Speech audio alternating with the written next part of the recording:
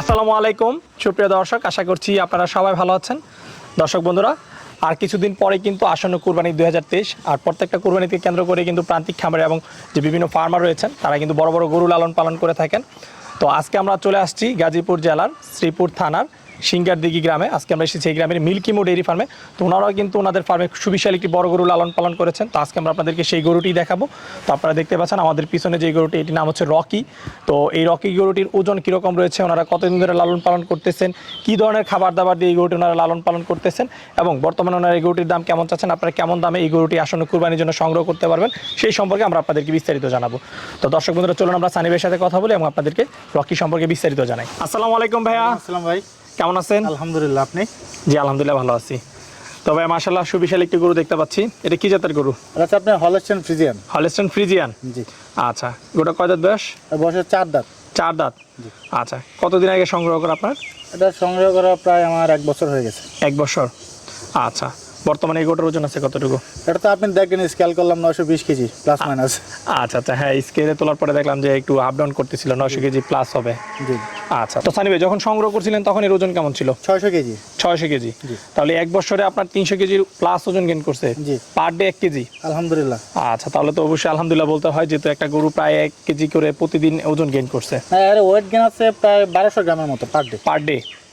আচ্ছা আচ্ছা, তাহলে এই যে পার ডে 1200 কেজি করে ওজন গেইন করতেছে, কি খাবার দাবার আসলে দিচ্ছেন? আমরা আপনার 2 বেলা হচ্ছে ঘাস বা সাইলেজ, সকাল বিকাল 20 কেজি 40 কেজি, আর আপনার দুপুর বেলা 10 কেজি দানা।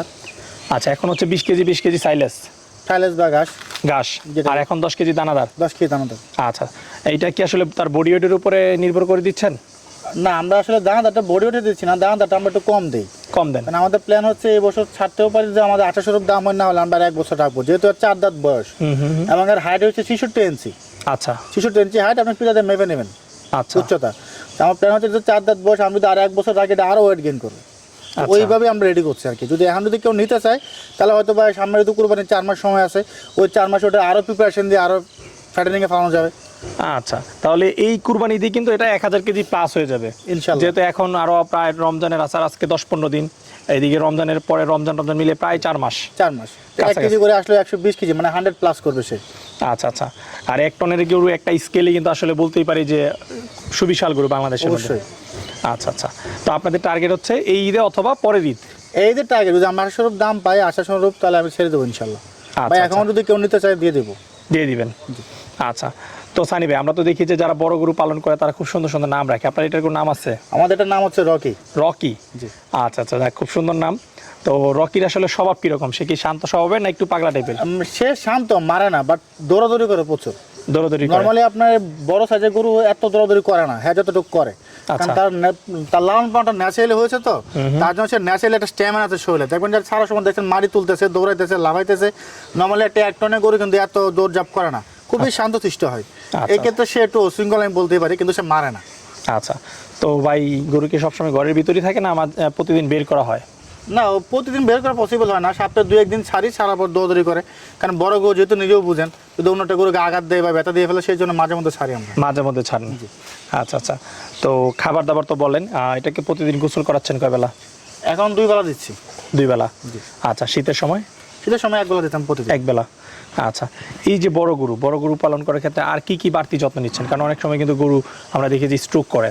আসলে বড় গরু আর ছোট গরু যাই বলেন না কেন, আপনি যদি রেশনটা পারফেক্ট রাখেন এবং তার যদি একটু খোলামেলা পরিবেশে ছাড়েন এবং ওদের সাথে ম্যাচ করে পালেন, যত বড় কিছু তার কোনো বাড়তি কোনো প্রয়োজন নাই। তো সময় মতো ভ্যাকসিনগুলো করবেন, 3 মাস পর আপনি FMD দিয়ে দিলেন, তরকা দিলেন, এই ভ্যাকসিনগুলো ঠিক রেখে খাবার রেশন ঠিক রাখবেন, সে আপনার সব আবহাওয়াতে আপনার জন্য পারফেক্টলি ওয়েট দিবে। অনেকে বলে শীতকালে ওয়েট গেইন করে না, কিন্তু আমরা সেই শীতকালে ওয়েট গেইন করছি। তাহলে এই যে গরু পালার মূল মন্ত্রটা কি আপনি যেটা বললেন? আমার মতে গরু পালার মূল মন্ত্র হচ্ছে, প্রথমত হচ্ছে গরু পর্যাপ্ত পরিমাণে ঘাস লাগবে। আচ্ছা। দ্বিতীয়ত হচ্ছে তার রেস্ট লাগবে। একটা গরু আপনি সাধারণত খাওয়ালে হবে না, তার রেস্ট দিতে হবে, সে রেস্ট নিতে পারে। তৃতীয়ত তার মাঝে মধ্যে এক্সারসাইজ জন্য ছেড়ে দিলেন, দৌড়াদৌড়ি করলো, লাফালাফি করলো, তখন তার শরীরে ক্লান্তি দূর হয়ে গেল। আচ্ছা। মানুষ যেমন এক জায়গায় থাকতে বোরিং ফিল করে, এটা কিন্তু সেম। আপনি একটা ঘরে বাইরে রাখছেন, তার বোরিং ফিল হচ্ছে, কিন্তু সারবেন, দৌড়াদৌড়ি করবে, দেখবেন যে তার শরীরে একটা এনার্জি লেস হবে, সে আবার খাওয়া দাওয়ার দিকে একটু ইচ্ছা প্রকাশ করবে। আচ্ছা। আর শুধু আপনার দানাদার, আপনার সময় কথা বলি যে দানাদারটা কম ইউজ করার চেষ্টা করুন। কারণ দানাদার বেশি হলে হয় কি গরুর মধ্যে ফ্যাটেনিং চলে আসে, ফ্যাট চলে আসে এক্সট্রা বেশি। এই ফ্যাটের কারণে দেখা যায় কি গরু আপনার দুর্বল হয়ে যায়, গরমে হাঁপায়। যেমন আমার এই গরুটা দেন, এখন তো প্রায় দুপুর বাজতেছে 3টা রোদ্রের মধ্যে কিন্তু তারা ওয়েট করছেন, দৌড়ায় আসছে, তার কিন্তু মুখে কোনো লালা নাই, কিচ্ছু নাই, সে স্ট্রেট দাঁড়ায় আছে। নর্মালি একটা করে আপনার দেখা যায় মুখ দিয়ে ফ্যান পরে একবার দেখুন অবস্থা খারাপ হয়ে গেছে, দেখেন কিচ্ছু না, নর্মাল কোনো মানে ফিলিংসই নেই যে সে রোদ্রের মধ্যে দাঁড়ায় আছে বা বাইরে দাঁড়ায় আছে। গরু যেরকম ফ্যানে নিচ্ছে এখন ঠিক সেম ভাবে দাঁড়ায় আছে। আচ্ছা আচ্ছা, ঠিক আছে। তাহলে একটা ভালো গরু চেনার উপায় কি কি? অনেকে তো ওই যে গরুকে ফিট খাওয়ায় বা বিভিন্ন ইঞ্জেকশন। ভালো গরু বলতে গেলে গরু সবাই ভালোই পালে, খারাপ না, কিন্তু আমি বলবো কি রেশন দিকে একটু ফোকাস দেওয়া দরকার। কারণ যখন আমরা ফ্যাটেনিং এর জন্য আমরা নর্মালি করি কি সবাই 2 মাস 3 মাসে ফ্যাটেনিং করার চেষ্টা করি, তো আমরা লং টাইম 1 বছরে ফ্যাটেনিং করি না। যদি আমরা 3 মাসে না করি, আমরা দীর্ঘ সময় নিয়ে গরুটা পালি, ওই গরুটা মাংস কোয়ালিটিও ভালো হবে, মিট কোয়ালিটি যেটা বলেন যেটা খুব ভালো হবে, গরুও ভালো থাকবে, একজন ভোক্তা বা ক্রেতা সেও ভালো একটা পণ্য পাবে। আচ্ছা আচ্ছা, যেন আমার প্ল্যান এই বছর না হলে সামনে বছর, তার মানে কি তাকে আমি ওইভাবে তৈরি করতেছি। আর যদি আমি চিন্তা করি মানে আমার এই বছরে বিক্রি করতে হইব, তখন কিন্তু আমি ওইভাবে তৈরি করতাম।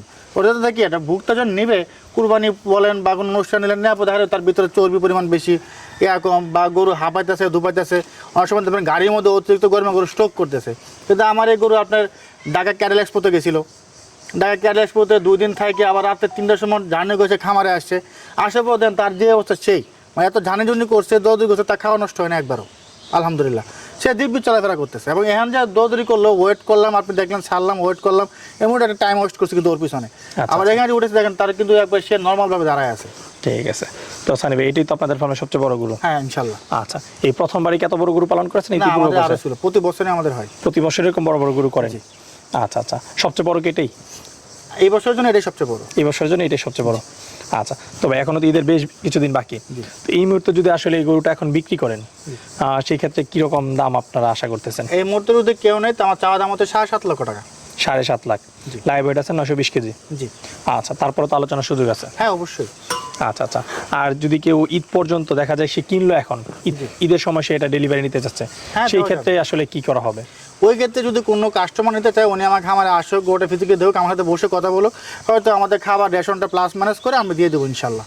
আচ্ছা আচ্ছা, তাহলে টার্গেট দিয়ে দেবো ওয়েটের, ওই অনুযায়ী ওয়েট হলে সে নেবে, না হলে তার টাকা রিটার্ন করে দেবো। আচ্ছা, যে টার্গেট দিবেন ওজনের সেইটা 19-20 হইতে পারে, 19-20 হলে যদি সে নামের নাম টাকা রিটার্ন করে দেবো তাকে। তো সানি ভাই কুরবানির জন্য যদি এই আপনাদের রকি কেউ সংগ্রহ করতে চায়, কিভাবে সংগ্রহ করতে পারবে? আমার নাম্বারে ফোন দিলে হবে, আবার আমাদের খামারে এসে নিজে দাঁড়িয়ে থেকে দেখে ওয়েট দেখে খাবার দাবার দেখে নিতে পারবে ইনশাল্লাহ। ঠিক আছে।